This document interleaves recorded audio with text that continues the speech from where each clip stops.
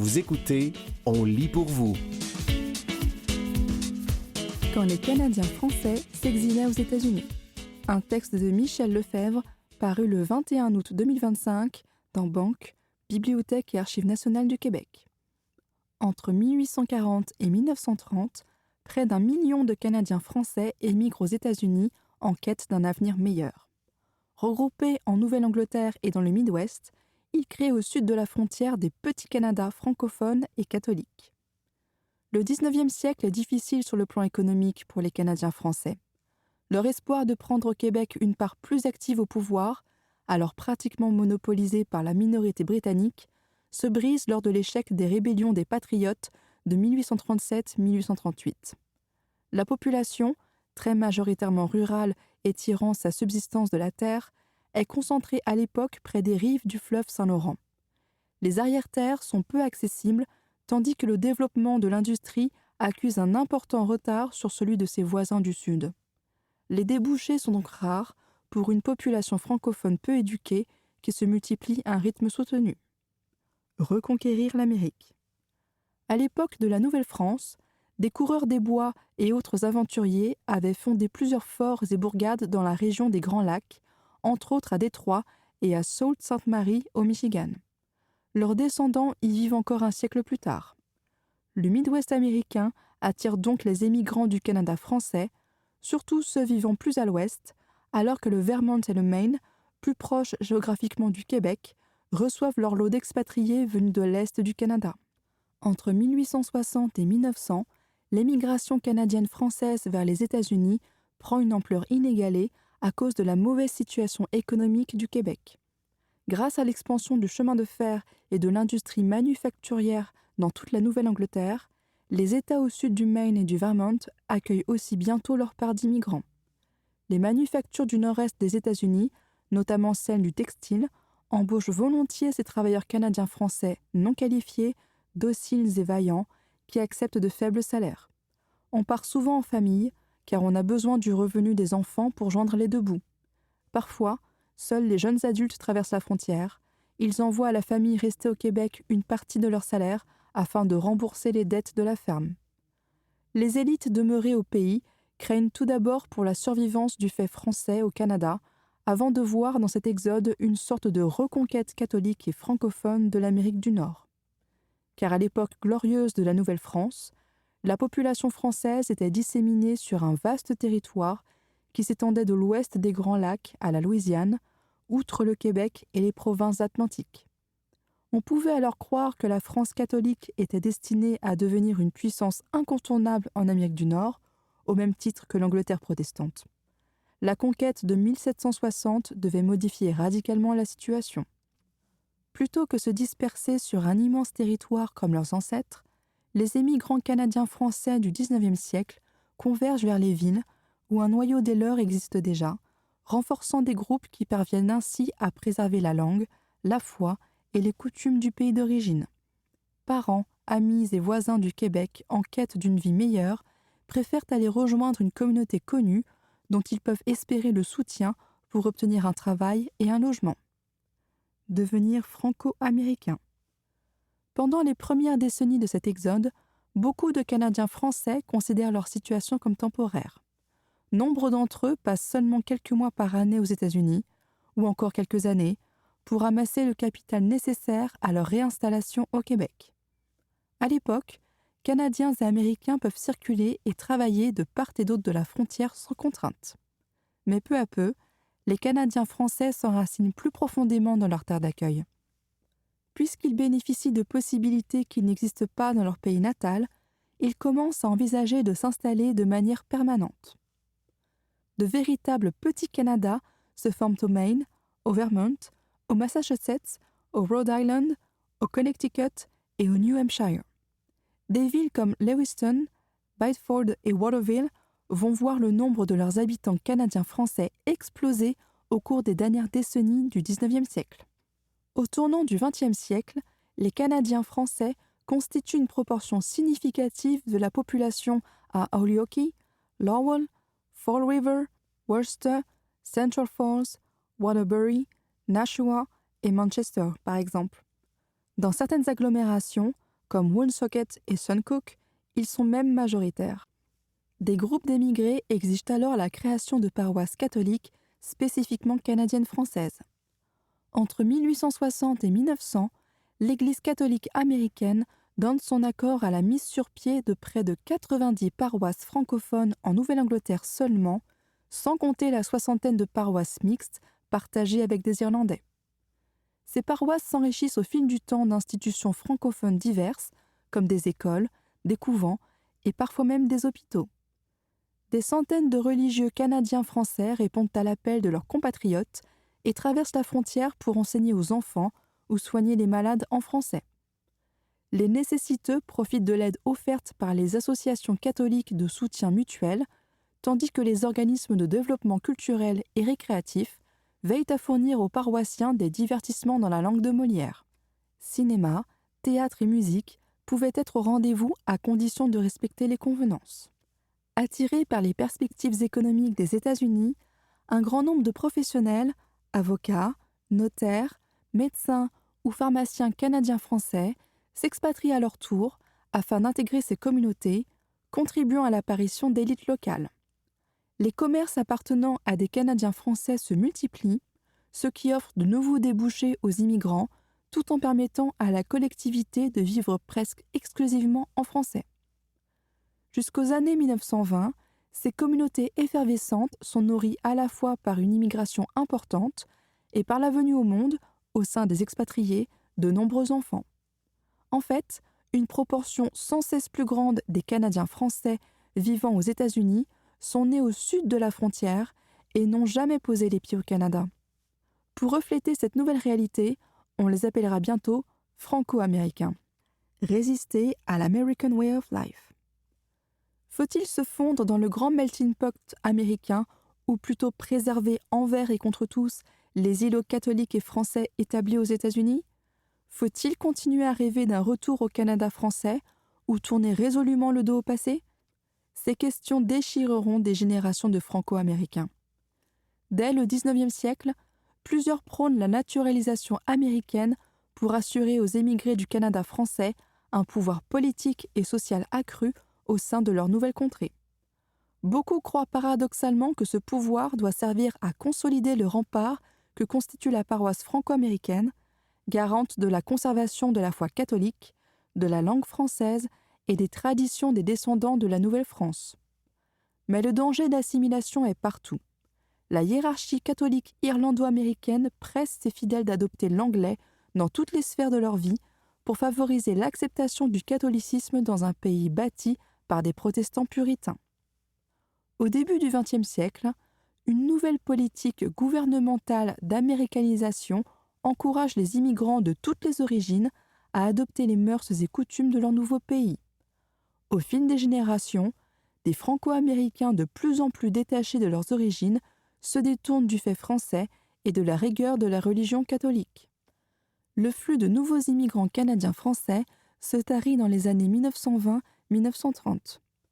Plusieurs facteurs se conjuguent pour expliquer cette situation. La mise sur pied d'un système frontalier plus strict entre le Canada et les États-Unis, le déclin de l'industrie textile en Nouvelle-Angleterre et la crise économique de 1929 qui appauvrit considérablement les États-Unis. Les communautés franco-américaines se maintiennent de plus en plus difficilement. Après la Deuxième Guerre mondiale, les nouvelles générations plus éduquées, à la recherche de meilleurs emplois, quittent leurs paroisses et se dispersent à travers tout le pays. Immergés dans la langue et la culture américaine, loin de leur communauté d'origine, les Franco-Américains oublient peu à peu leur passé. C'est la fin du rêve de reconquête française et catholique en Amérique du Nord. Aujourd'hui, la communauté franco-américaine est en voie de disparition. La plupart des Hamelin, Thibaudeau, Labonté et Ménard des États-Unis ne comprennent pas la langue de Molière. Mais la curiosité pour le fait français en Amérique, elle, demeure. Chaque année, de nombreux Américains traversent la frontière pour marcher dans les pas de leurs ancêtres canadiens-français. Ils font escale dans les édifices de Bank afin de glaner des images ou des documents qui leur permettraient de revivre à l'envers le périple des courageux expatriés qui leur ont légué leur gène et toute une histoire. C'était « Quand les Canadiens français s'exilaient aux États-Unis », un texte de Michel Lefebvre, paru le 21 août 2025 dans Bank, Bibliothèque et Archives nationales du Québec.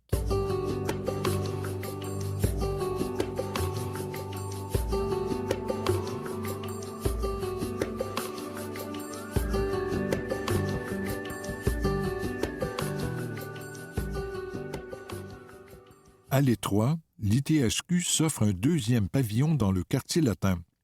Un texte de Léonard Smith paru le 9 juillet 2026 dans Le Devoir. Un deuxième pavillon de l'Institut de tourisme et d'hôtellerie du Québec, ITHQ, financé à hauteur de 63 millions de dollars par le gouvernement du Québec, verra le jour à l'automne 2028 dans le quartier latin. Présenté comme le plus grand investissement de l'histoire de l'ITHQ, le projet vise à accueillir 500 nouveaux étudiants inscrits au programme de gestion et à ses 2 unités de recherche. Cette acquisition au cœur du quartier latin permettra d'avoir un lieu de savoir qui contribuera à la relève, à la recherche, à l'innovation et au développement de nos communautés, a fait valoir jeudi Chantal Rouleau, ministre responsable de la métropole et de la région de Montréal, lors de la conférence de presse inaugurant le projet. Situé sur la rue Saint-Denis, à proximité du Cégep du Vieux-Montréal et de l'Université du Québec à Montréal, le nouveau bâtiment de l'ITHQ, d'une superficie de 4600 mètres carrés, accueillera l'ensemble de sa population universitaire, soit le tiers des 1150 étudiants actuellement inscrits à temps plein à l'école hôtelière. L'Institut propose des programmes axés sur les métiers de la cuisine, de la sommellerie, de la restauration, du tourisme et de la gestion hôtelière. Les 2 unités de recherche de l'ITHQ seront abritées dans le nouveau pavillon Gastronomie QC Lab, voué notamment aux sciences gastronomiques, et Expérisense, qui offre aux entreprises un accompagnement pour améliorer l'expérience client. L'espace de nos ambitions. Selon Lisa Froula, directrice générale de l'ITHQ, l'accroissement de la capacité d'accueil de l'établissement était vital pour répondre à une offre de programmes universitaires s'étant diversifiée au fil des années. On n'a plus d'espace, alors il faut avoir l'espace de nos ambitions, soutient-elle. Lisa Froula explique au Devoir que, dans l'édifice principal, une salle de bain a déjà dû être démolie pour faire du rangement et que l'espace personnel réservé aux étudiants, comme les casiers logés actuellement au sous-sol, devenait de plus en plus restreint. L'ancien plateau sportif de l'ITHQ a aussi fait l'objet d'une reconversion. Le gymnase a été transformé en 60 bureaux. On est obligé d'avoir de l'activité physique pour les jeunes, mais on est incapable d'en donner, déplore-t-elle, tout en expliquant qu'un autre local était loué pour assurer la tenue des activités physiques. Un quartier à revaloriser. Malgré tous les défis auxquels il fait face, le quartier latin a un potentiel immense, explique Chantal Rouleau. Il faut renforcer son attractivité, soutenir sa vitalité commerciale et culturelle, ainsi que favoriser l'occupation de ce territoire. Et c'est ce qu'on fait aujourd'hui, avec cette très belle annonce. La société de développement Angus, une entreprise d'économie sociale axée sur la valorisation du territoire urbain, est le promoteur choisi pour réaliser le projet dans le délai imparti. L'ITHQ fait également appel à la firme d'architecture Provencher-Roy et à l'entreprise de construction Pomerleau en visant la préservation du patrimoine et l'innovation architecturale. C'était, à l'étroit, l'ITHQ s'offre un deuxième pavillon dans le quartier latin, un texte de Léonard Smith paru le 9 juillet 2026 dans Le Devoir.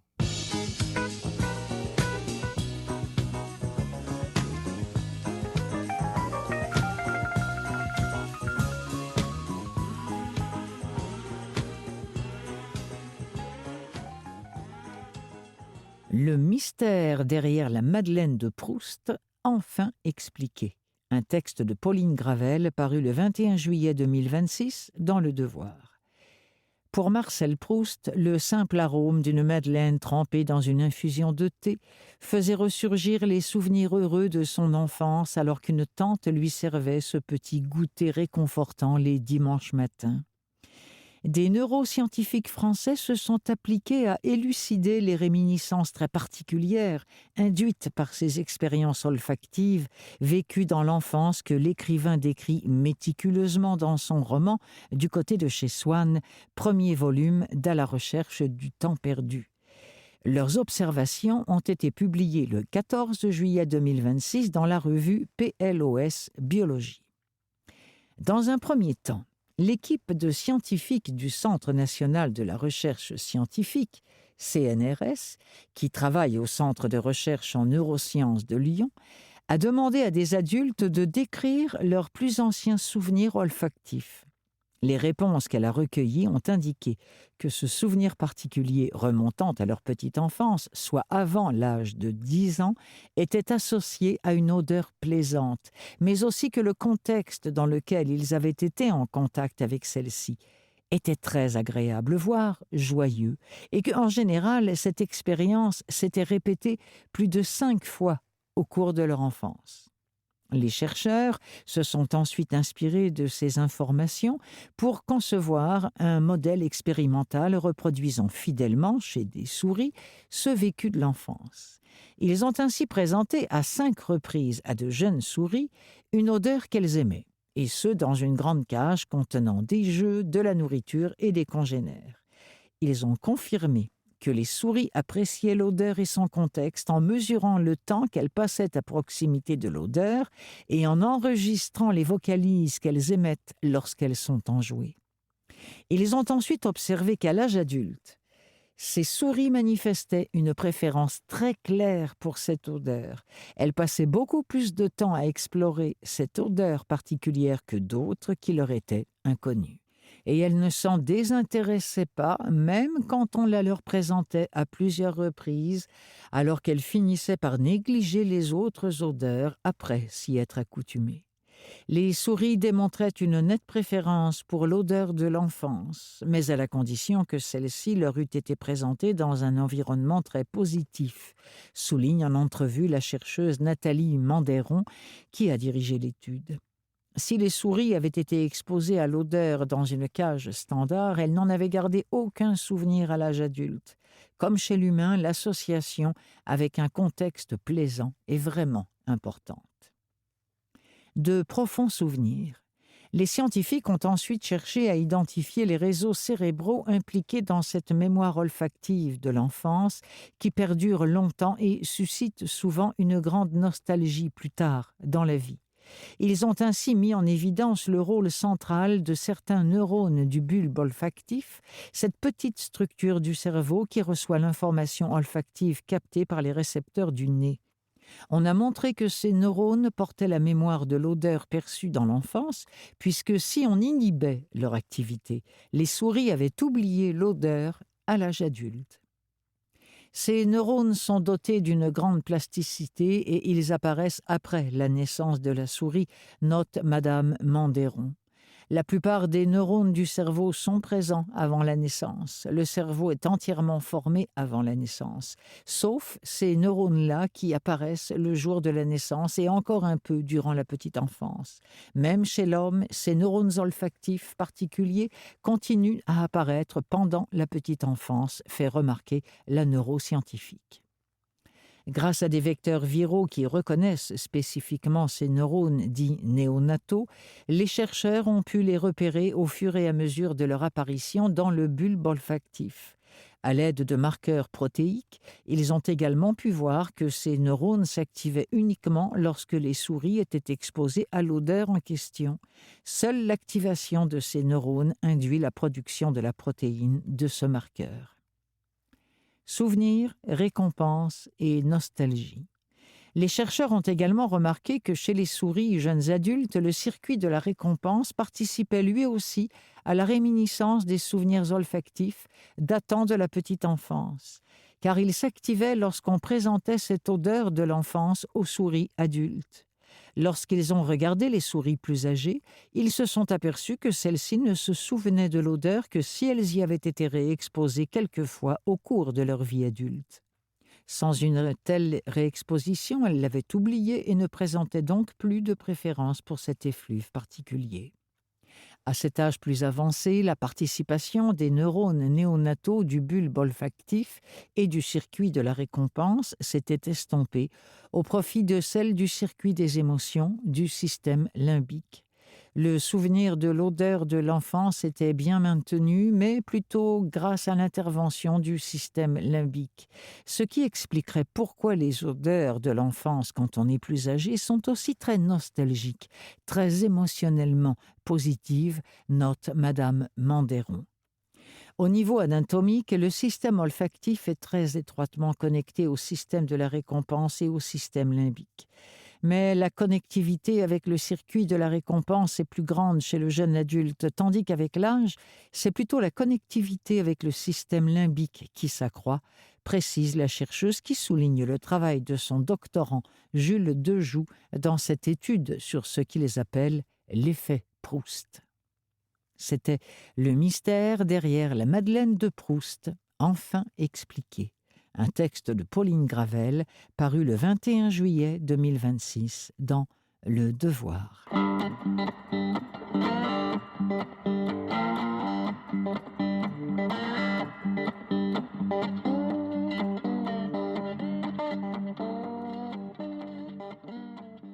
Les aînés aussi accros aux écrans.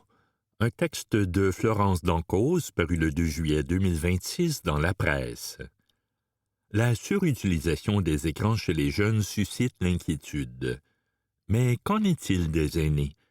Ils sont pourtant de plus en plus nombreux à être captifs de leur téléphone et de leur tablette. Chez les adultes montréalais, les 65 ans et plus se démarquent par leur utilisation intensive des écrans. Ce sont 30% d'entre eux qui y consacrent plus de 4 heures par jour, selon une étude publiée en janvier 2026 par la Santé publique de Montréal. Seulement les 18-24 ans les dépassent. 39% y passent autant de temps. Dans nos dernières données, en 2018, les aînés ne se distinguaient pas. Maintenant, ils sont au-dessus de la moyenne, commente Jean-François Biron, l'un des auteurs de l'étude et chercheur à la Direction régionale de santé publique, DRSP. Ils utilisent aussi davantage les réseaux sociaux. En 2010, 11% les consultaient, alors qu'en 2021, c'était 45%, selon une analyse du Pew Research Center aux États-Unis. Ce n'est pas tout. Ils sont plus nombreux que les moins de 25 ans à posséder des tablettes, des téléviseurs connectés, des liseuses électroniques, ainsi que des ordinateurs de bureau et portables, d'après une enquête menée dans 7 pays par la firme GWI. On a peut-être négligé notre regard envers les aînés, affirme M. Jean-François Biron. Connectés pour le meilleur. La pandémie a accéléré l'adoption du numérique par les personnes âgées. Les clubs de tout genre, les réunions de famille ou les rendez-vous chez le médecin se sont déplacés en ligne. Jocelyne Benoît, 76 ans, a reçu sa première tablette durant la pandémie pour rester en contact avec ses proches. Cela s'est avéré pratique, et il le reste encore pour ceux qui ne peuvent plus se déplacer hors de chez eux. Les aînés des technophobes? Plus maintenant, croit Yves Bouchard, président de la FADOC. Les personnes âgées ne veulent pas être en reste, elles sont curieuses et veulent savoir comment ça marche, dit-il. Une nouvelle génération arrive à la retraite et celle-ci a travaillé avec les ordinateurs, souligne-t-il. Et les retraités ont également plus de temps libre à leur disposition qu'ils peuvent passer sur les écrans. Jocelyne Benoît utilise principalement sa tablette pour communiquer avec sa famille. Son frère habite à Vancouver et sa sœur dans les cantons de l'Est, alors qu'elle réside sur la rive sud. Elle n'est pas la seule. 97% des internautes de 65 ans et plus utilisent l'Internet pour communiquer avec leurs proches, selon une enquête Net Tendance de 2024. Ça a un effet positif quand c'est pour garder des liens sociaux avec d'anciens collègues de travail, avec la famille, les amis, précise M. Yves Bouchard. Les aînés sondés par la Santé publique de Montréal jugeaient aussi positivement les impacts des écrans dans leur vie, qui leur permettent de socialiser, surtout pour ceux qui habitent seuls. Ou pour le pire. Le président de la FADOC s'inquiète tout de même des risques de cyberdépendance. Il connaît quelques cas alarmants, dont une personne qui fait de la tablette de 6 heures du matin à minuit le soir, et même durant les émissions télé en soirée, décrit-il. Une personne aînée me mentionnait avoir une moyenne de 8 heures par jour sur l'Internet et parlait de dépendance, relate pour sa part Julie Castonguay, chercheuse au Centre collégial d'expertise en gérontologie du Cégep de Drummondville. Les aînés peuvent-ils devenir dépendants des écrans? Oui, mais c'est une population où l'impulsivité et la prise de risque sont moins grandes, décrit le chercheur Jean-François Biron. Maxime Véraud, responsable du programme Jeux, pathologie et cyberdépendance au centre CASA, voit de plus en plus de personnes de plus de 50 ans demander de l'aide pour traiter leur dépendance aux écrans. Selon Jean-François Biron, certains moments de transition dans la vie les rendent plus vulnérables, la retraite ainsi que les deuils de partenaires de vie et d'amis. Ce qui inquiète particulièrement le chercheur est la faible activité physique en lien avec une utilisation intensive des écrans. Il faut qu'on leur donne l'occasion de bouger plus, qu'on soit plus conscient que pour eux aussi, ça a des impacts sur leur santé mentale et physique, dit-il, notamment en ce qui concerne le sommeil et l'anxiété. Les aînés craignent de perdre la richesse des contacts sociaux et d'être isolés, s'alarme la chercheuse Julie Castonguay. Certains me disent qu'ils ne s'appellent plus et ne se voient plus, ils s'envoient des courriels ou des textos. De son côté, Jocelyne Benoît fait bien attention à garder ses liens sociaux malgré son utilisation de sa tablette. Elle consacre habituellement son lundi à sa journée de femme où elle va au bingo et mange avec ses amis, confie-t-elle. Les aînés sont aussi vulnérables à la fraude et à la désinformation en ligne, d'autant plus que certains manquent d'habileté numérique. Si on offre en cadeau une tablette à un grand-parent ou un parent, il faut aussi donner le mode d'emploi social et psychologique, estime Yves Bouchard. D'autant plus que ceux-ci n'ont aucun garde-fou pour surveiller leur utilisation des écrans. La FADOC offre justement plusieurs programmes pour outiller leurs membres sur les bonnes pratiques concernant les nouvelles technologies. Il faut faire un effort pour les amener à être critiques sur leur utilisation, souligne Jean-François Biron. C'était « Les aînés aussi accros aux écrans », un texte de Florence Dancause paru le 2 juillet 2026 dans la presse.